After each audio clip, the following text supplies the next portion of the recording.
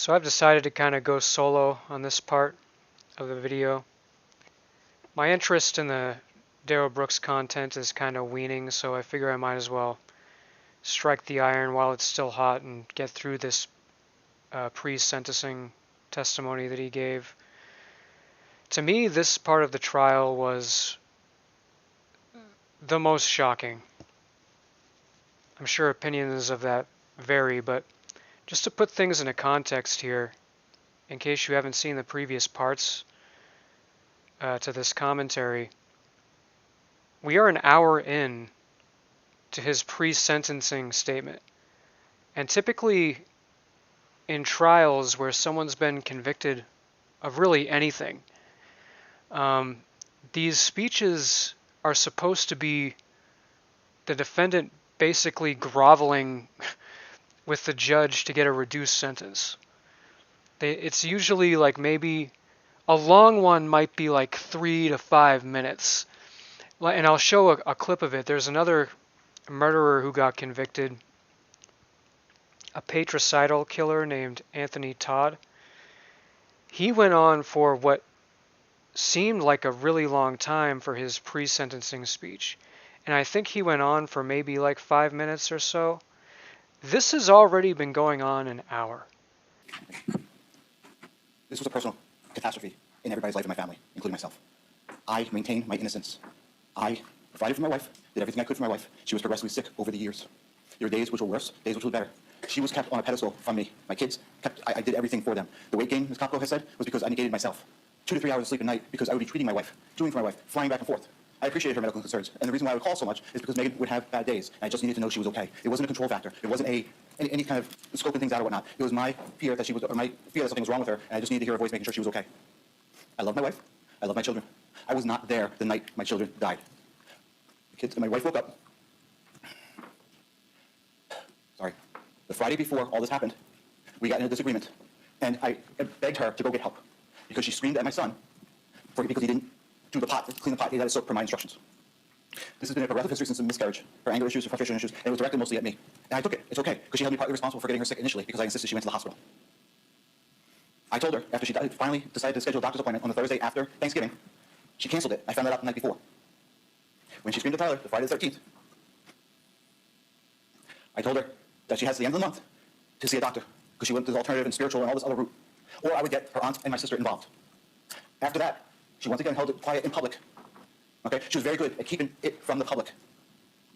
We went to the recital that they did for the convalescent home on the 13th. I was walking on eggshells. I don't like upsetting my wife. My wife was primary and foremost in my life, especially after she got sick. Finally, whatever day it was, and I apologize, I do not have the days because I was on a winter break. I went up to her one night and said, listen, I haven't treated you in a couple days. Just allow me to treat you. Allow me to work on you. And I tried a couple different techniques. As I was working, she was worried about me not loving her anymore. And I told her, no, the footprints. Remember the footprints poem? Sometimes you don't think I'm there, but I'm the one carrying you. I will do whatever you need to get ready. That's why I supported you. She knew I didn't believe in this light and this other religion that she went into. But I supported her, because that's what a husband does. Everybody has the freedom to choose their own religions. Everybody has the freedom to choose their own acts. She fell asleep, very rested comfortably. I couldn't sleep. I went downstairs. Okay? Judge Carson doesn't have the authority to overturn the judge. No, I understand, but I need to let him know that everything was okay when she woke up the next morning. I kept the kids outside to keep her nice and stress-free. That's the only reason I left to go to the condo that night, because everything was good and there was an opportunity to get things done. As Ms. Kopko said, I fell asleep at the drop of a hat. I had this weight off my shoulders that my wife was feeling great. I went to charge the phone, and I fell asleep. I woke up afraid to be on eggshells or the doghouse again because we just reconciled. I ran back because I could not get the car started. It turns out my seat was too far back. And after that, everything happened. And I lived nothing but a nightmare. Every single suicide attempt, every single nightmare would come out. I relived every nightmare, would wake up, and would see, I was like, oh, that's a nightmare. Would see my family dead. I progressively tried to kill myself over and over and over again because I wanted to be with them. This altar they speak of was a homeschooling project from the week prior. That's all that was. There was no religious seance or anything whatsoever. It was nothing but a homeschooling project that made my wife happy because we were talking about Egyptian pharaoh and pyramids. That's all we were talking about and what they bring in the afterlife. This is not helping you in this progress, so I encourage you to. I'm sorry. I love my wife. I love my kids. They were first and foremost in my life. I did not do this. I provided for my wife, provided for my kids, did everything I could. I understand the jury came back. I understand evidence wasn't heard. I don't remember that time, from the time I fell downstairs to the time I woke up in the jail. I love my kids. I love my kids every day. It's only recently that I just stopped crying myself to sleep. My kids and my wife were everything to me. They were the center of my universe. When I came home, I was shattered. I appreciate you listening to me, sir, and I know you're in your situation. I did not do this. Thank you for listening to me, sir. Any additional witness or testimony? This would first. Thank you. And it's going to go on for another hour. I'll probably only be able to get through like the next half hour of it, but I found this to be completely shocking that he went on for this long. And none of it apologizing, none of it listing any real mitigating circumstances, anything like that. It's like a diatribe. It's like his closing diatribe, like some sort of curtain call to his life. Just very, very strange. Strange person.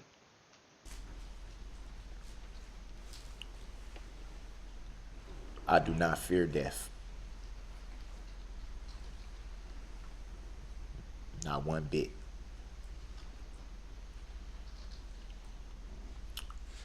I do not fear death because I'm in Christ.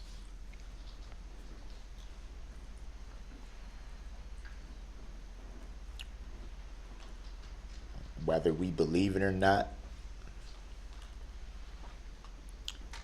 at some point, we all have a date. Everyone on this planet has a date.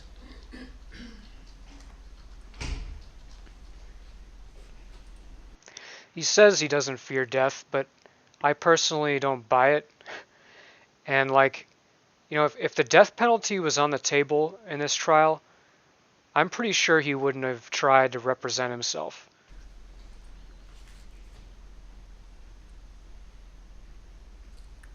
I hate that little face he makes. In the word, it says that it is appointed to man once to die.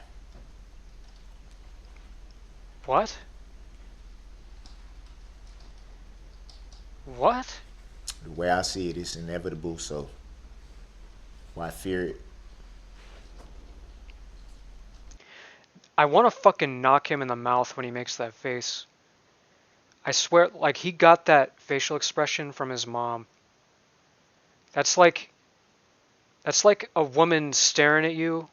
Like, it's your mom staring at you when you didn't eat your mashed potatoes. That's where he got that from.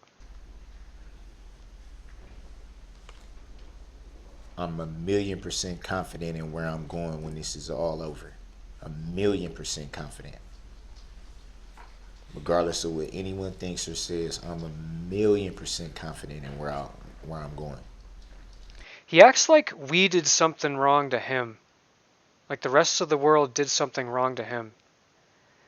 Like, yeah, so what if I killed I ran over all those people and they cashed out early. They were gonna die anyways. Meanwhile, you guys are just running over my heart with your mean comments.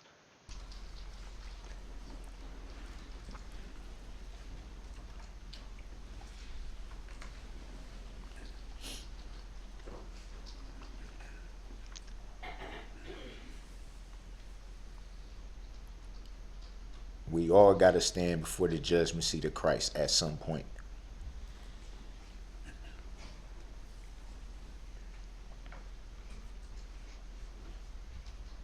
All of us. Nobody's any better than the next person.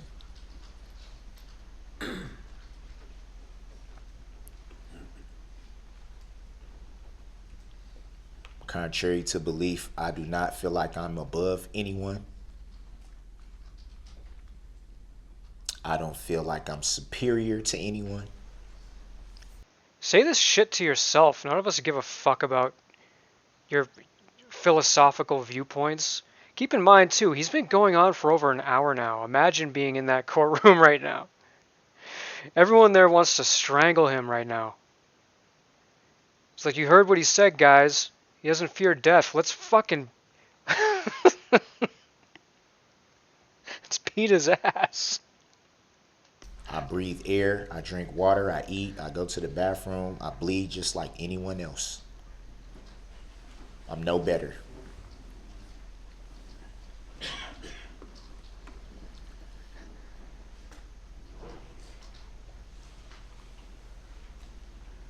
I'm a human being. I'm not a monster.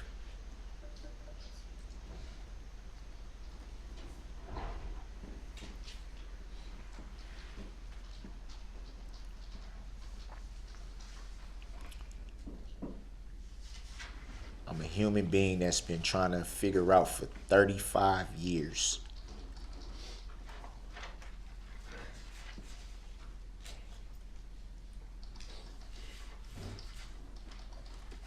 That face again.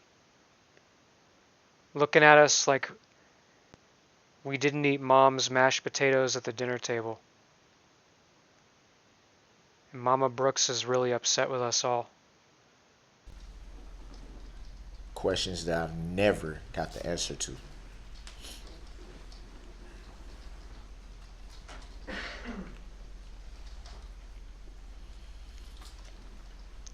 You never sought the answer to those questions.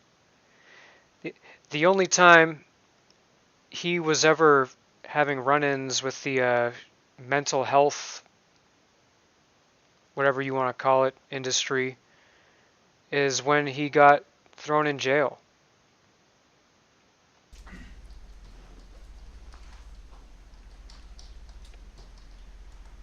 I noticed yesterday in a lot of the victims' statements that a lot of the victims are going through the healing process.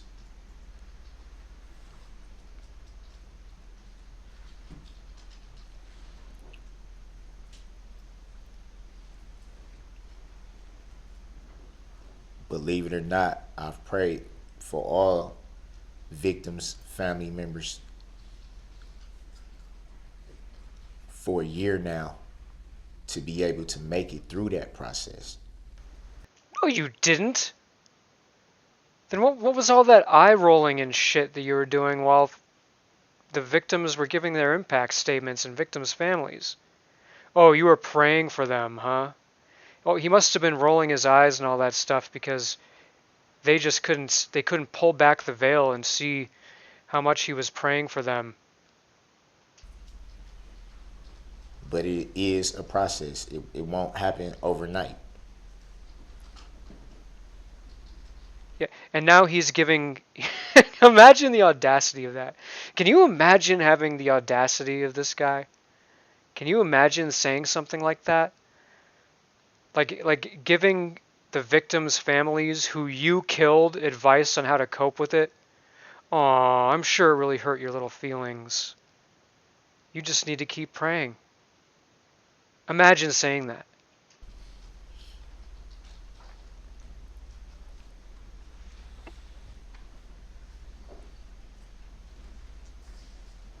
There was a big question of if I was paying attention, if, this, that, or the third, which I won't really get into. Really, you're not going to get into that. You don't think that's relevant to talk about. Well, I guess that makes sense. You didn't talk about it throughout the whole rest of the case. How could there be an explanation? It's our job to make up an excuse for you because you're such a degenerate, you can't even take the time to figure out a good lie to make it seem like you didn't run over everybody on purpose. I definitely was paying attention. No, you never And I pay heard attention to in a anything. lot of those statements, Was that an admission? I gotta roll that back. Did he just say that he definitely knew what was going on? there was a big question of if I was paying attention, if, this, that, or the third, which I won't really get into. So that I part I heard definitely right. was paying attention.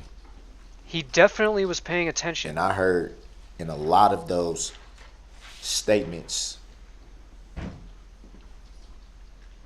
people that were having their own mental health issues. Some recognizing what it was, others not so much. But that's what it was. A lot of things that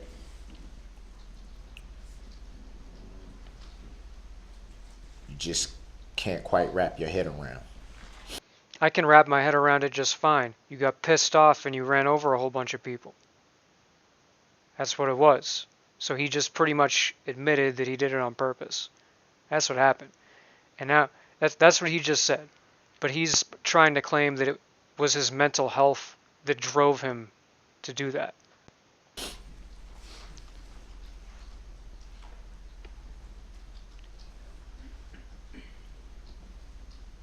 Believe it or not. Believe that or not, too. It's like the fourth time he's said that. You were talking to someone that's dealt with those same types of questions for a long time. What same types of questions? Like why you do horrible things? Questioning life itself. Questioning what's the point of being here. You heard it there, folks. Darrell's the only person who wonders about what life is all about. He's the only human that ever lived that thought about that. Thought about why life exists and what's the point of it. No one else ever thought about that, guys. You know that, right? I'm sure you watching, you never thought about that at all. And Darrell knows that. He knows what everyone else is thinking. And that's why he knows that he's abnormal. To go through all this pain, to go through all the doubts, feelings of inadequacy, I can relate to firsthand. No one brought up that. And everyone feels feels feelings of inadequacy. What are you talking about?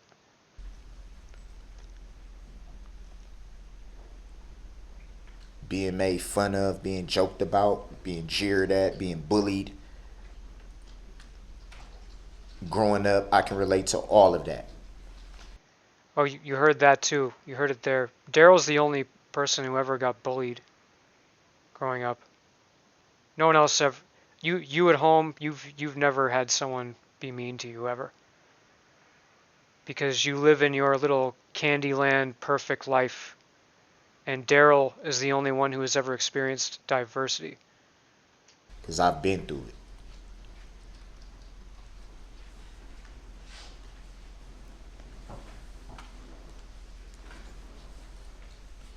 Not knowing if you even want to wake up after you go to sleep.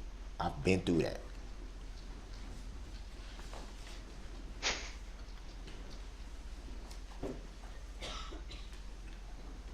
Wondering if you'll even be missed when you're gone.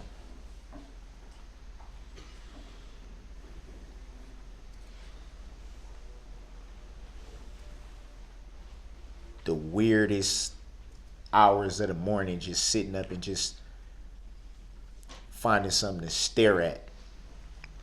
While you masturbate, right?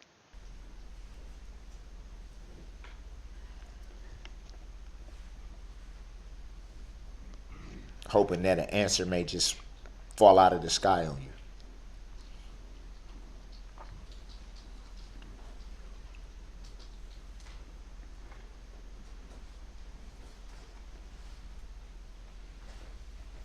Me, myself, like I said, raised Christian, but it's been so many times through the years that I've doubted God. It's time. I think everyone in this room can say that. Okay, so he's going back to the thing he said earlier, where he's like, he spent like 5 minutes saying how Christian he is and how a man of God he is, and now he's turning back around, which he already did earlier in the speech, and he's saying, "Oh, but I've had my doubts." Why does he need to talk about this? If you believe, you've doubted. What is this accomplishing for himself or anybody? You've questioned. This is drivel. You've wondered.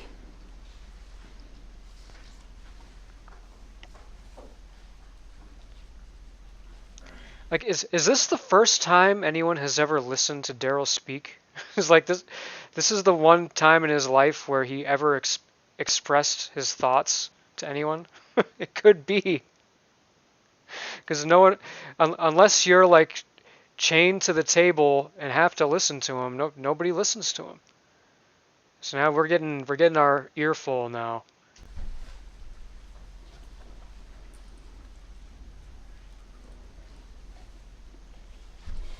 Been in situations that just Can't figure out why. How did I get here? What did I miss? What didn't I catch? What didn't I see? How did it ever get to this?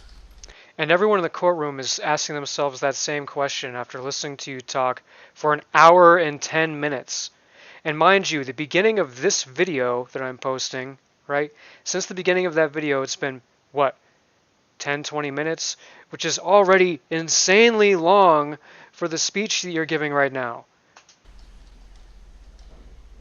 How did it ever end up with this?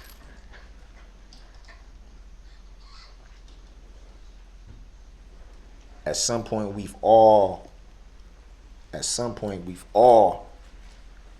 been in that position. Obviously, in my shoes it's a little different.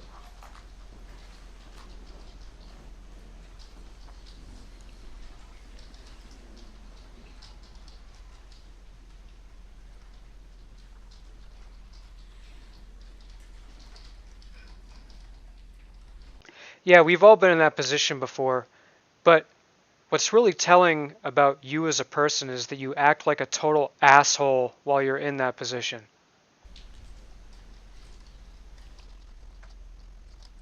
I said before, for the people that don't have any understanding, I can't sit here and be what people want me to be. We're all individuals. We all have our own ways of looking at things.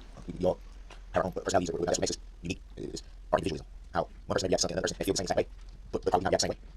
People can agree on certain things and still have a different approach. And listening to all the victims yesterday that had the courage to speak and state their opinions and vent their frustrations and their anger and everything. Fuck them, right? I heard a lot of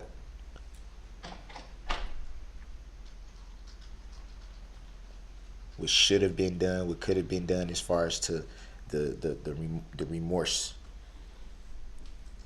I apologize for not. Here comes another fake apology. I apologize for you expecting me to apologize. I apologize for the circumstances which made it look like I did something wrong. Showing people what they wanted to see. Yep, there it is. I just ask that there be understanding to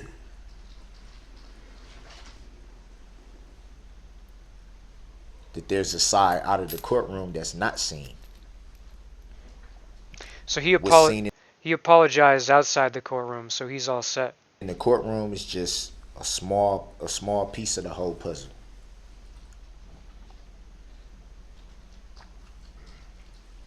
So get off his back. Just a fraction.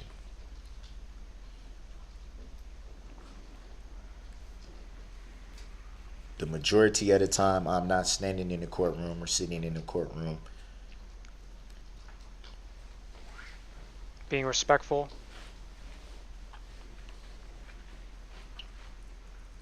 It's not a day. It's not an hour that goes by that I haven't thought about what's happened. And that I would believe, yeah. That I haven't tried to wrap my head around how something like this could happen. So that's not the same thing as being sorry. There's no way that you're not thinking about the event over and over again and how it got you stuck in an institution for the rest of your life. That's not equivalent to being sorry or having empathy. Those don't mean the same thing. I'm sorry that has to be explained to you.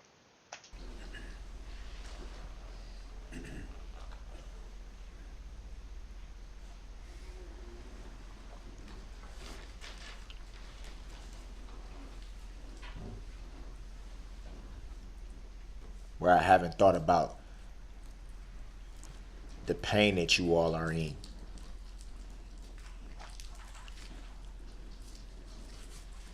Okay, maybe we're getting. What was lost and in the fashion that it was lost. Contrary to what people may think. Again, that's like the fifth time he made that statement.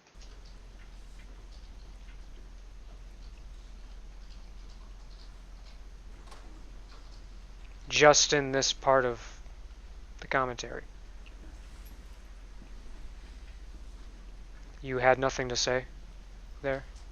You get to a point though, He had nothing to and say. obviously He just said contrary to what you may think, and then he had no follow-up, so then he just went on to something else. it's different with me being in this position and people being on the other side of the coin, so to speak. It's a different position.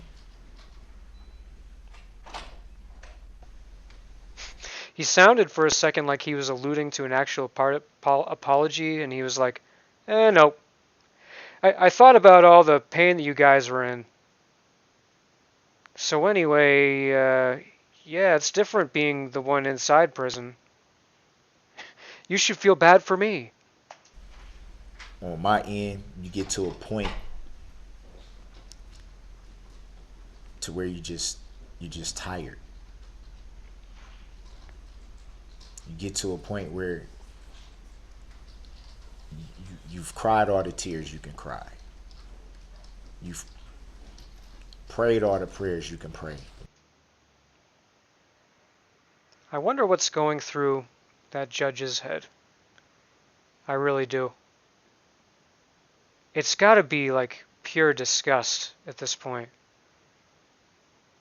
Because she's sitting there waiting for him to apologize, and he just won't give in. Just keeps talking about himself and how everyone should feel bad for him. You never stop praying, but it's repetitive at this point. You get to a point where It's repetitive? you're completely drained. You don't know what else you have to give.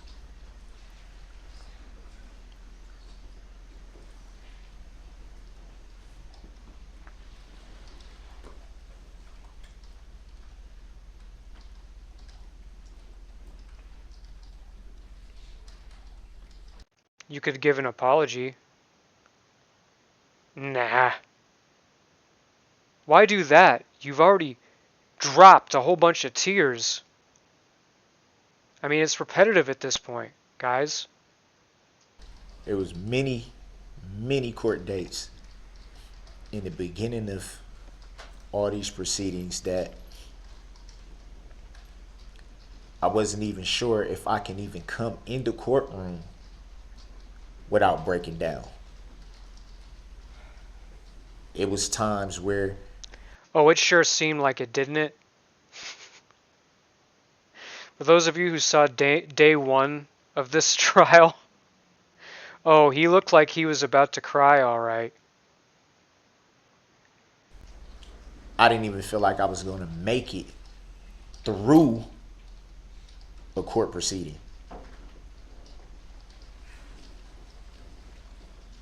When I did have representation, it was times where I told my representation, no, I don't. And that wasn't because I just didn't want to come in the courtroom. It was because mentally I could not handle it. Oh, we are so sorry about that. I couldn't.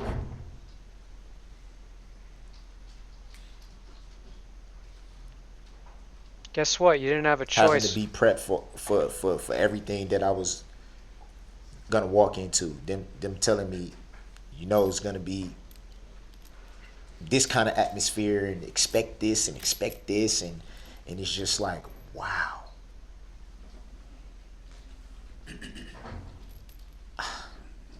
How am I gonna do this?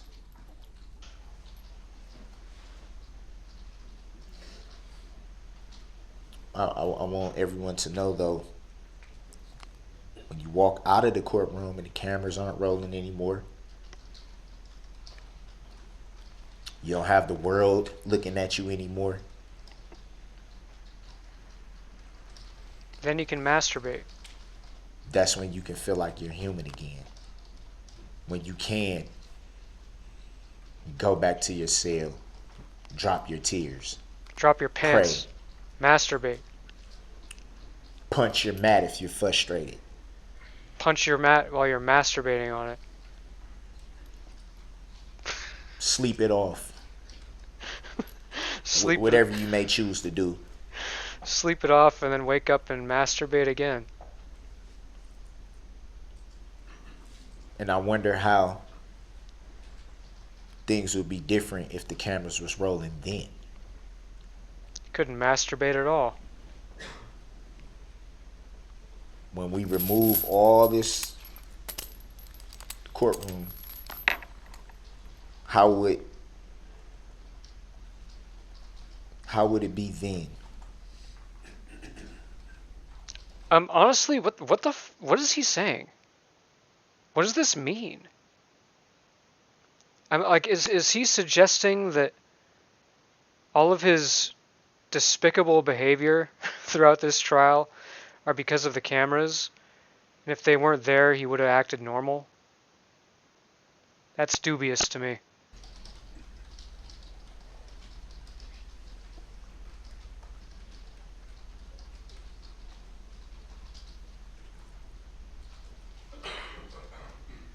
Or maybe not normal, but he at least would have cried better, huh? We've all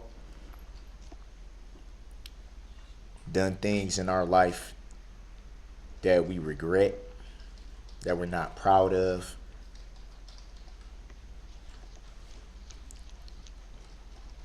That we don't know what we were thinking.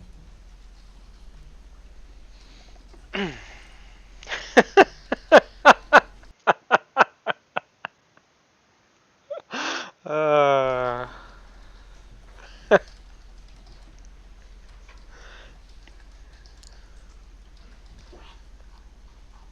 That's been like a roller coaster for me in this year, a roller coaster. And obviously, just everyday life, some days are better than others. That's just life in general. Some days are just better than other days. you needed to say that, huh? That was necessary to say that. That some days are better than others. You heard my best friend speak a little bit earlier.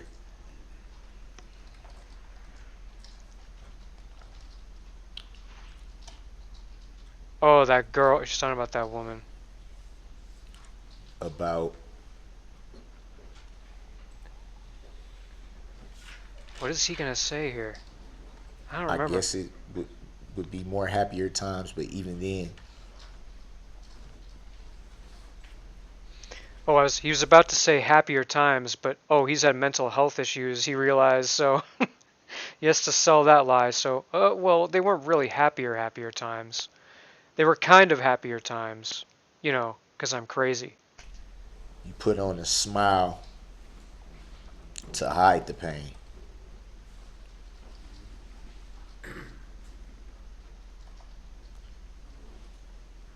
So, what was the point of tying Long in? before November 21st, 2021.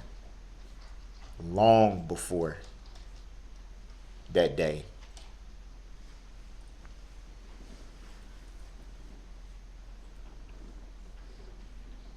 I was struggling. Long before.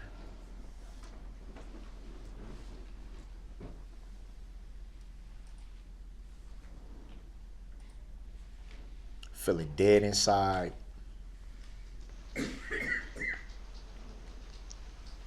You don't Then care. feeling hopeful. You don't care.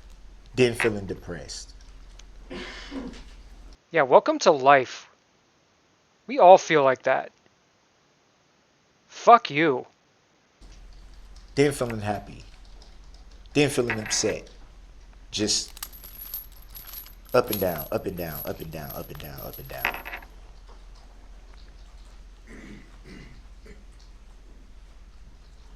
90% of the time not even knowing why you're going from point A to B.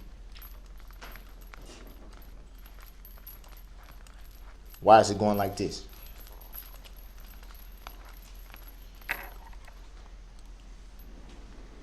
So I think you do a lot of things to numb that. Some people have different things that help them numb it. Some people turn to drugs. Some people turn to alcohol. Some people turn to many different things.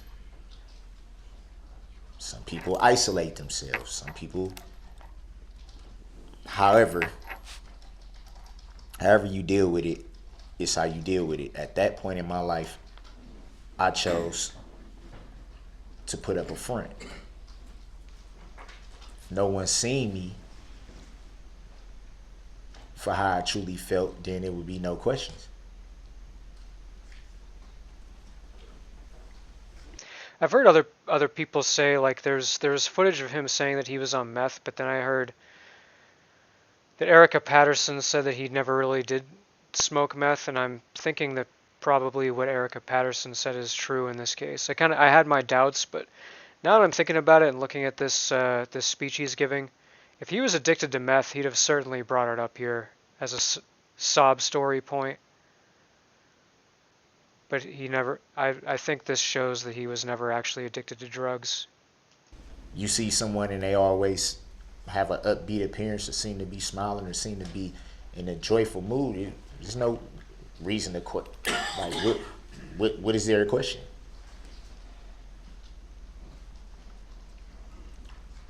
How much turmoil could it be? The first thing they would say is every time I see them, they're okay. This is called hiding your emotions, and it's common behavior from fully grown adults, aka everybody. It's not a big deal that you sometimes don't while out and throw a big temper tantrum in public when you don't feel happy. It's not okay.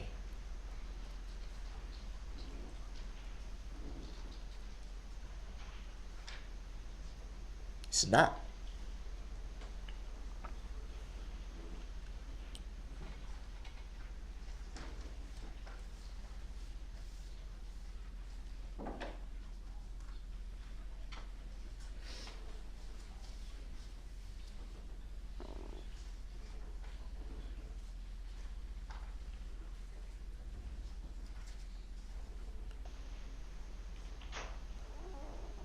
But I do Oh, believe one thing though.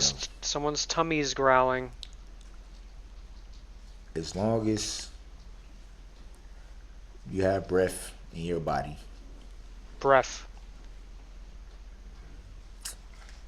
no matter what you're going through, where you may be, That's what he was. That's how he was really coping. He was doing breath. what struggles you have, what you can't figure out, you have to find a way to press forward. You have to keep faith and you have to press forward.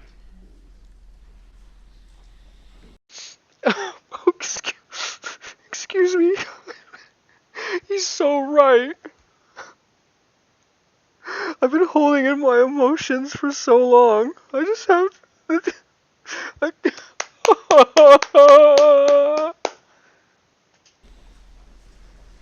I think the Apostle Paul said it best. No way. Apostle Paul. He said, Apostle Paul said it best when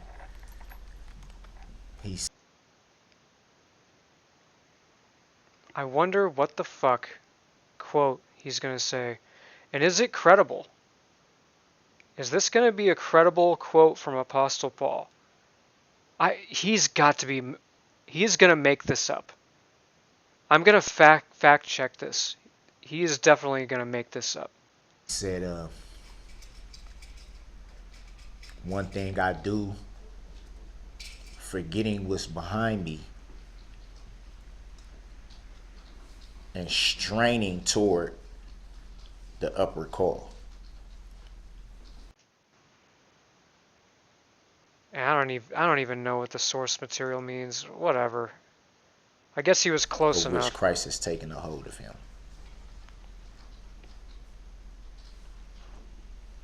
Straining forward, which I didn't see straining in the quote. acknowledging that it's difficult,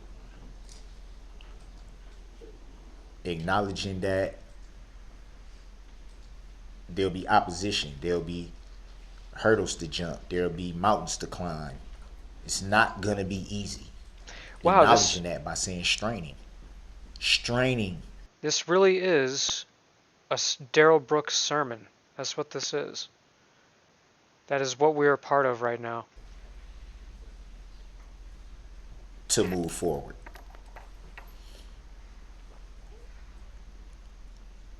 There's this tummy.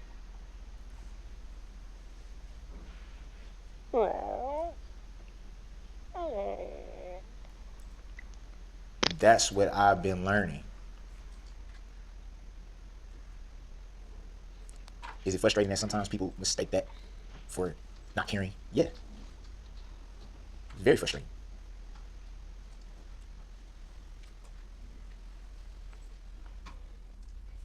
As hard as it is, you cannot turn back the hands of time. You can't. As much as I wish I had the power to do that, That I believe. I can't.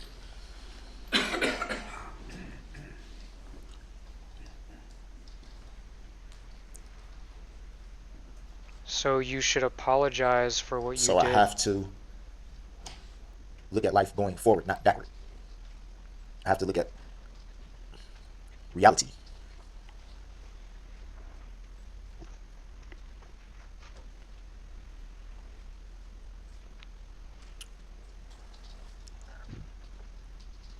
I've moved past the actual tragedy of the day of November 21st, 2021, but I have not moved past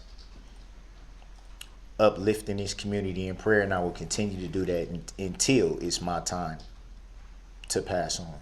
I won't stop uplifting the communities in prayer, the victims, the families. Regardless of how anyone feels, I will continue to pray for them because that's what I want my heart to reflect. Okay, you know what? I'll give him that one. And That's at least a decent thing to say. It's a lot of shit, but at least that's a somewhat decent thing to say. The first decent thing that came out of his mouth throughout this entire hour and a half. I want it to be misinterpreted what I'm saying by that, by saying I moved past the actual day. To clarify that so there's no misconception, is that none of us can go back and change what happened. We can't. But that doesn't mean that my life has to continue to be defined by that. I refuse to continue to live at that time because that time is past. We can always say shoulda, coulda, woulda. Nobody knows what they'll do until they're in that situation. It's easy to say, I would have did this, I could have did this, I should have did this, I would have did that. You never know what you're gonna do until you actually there. I can confidently say that most people wouldn't have mowed down 68 people in a Christmas parade of all things, which is supposed to be about joy and family and all that. You know, most people probably wouldn't have done that. I can say that with pretty good confidence. And even taking it further from that, I think most people, even if they had made that decision, would have at least apologized. So I think that's kind of what Darrell fails to understand, is how abnormal his behavior actually is. How deeply abnormal it is.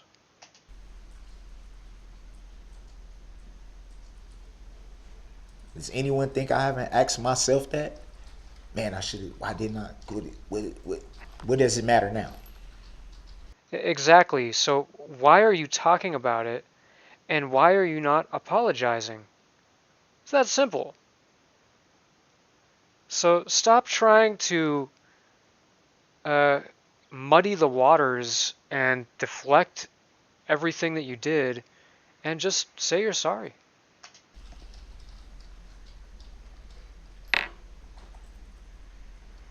How many times can I pound my fist against something and say, why? How? How could this? Why? How many times before you just like,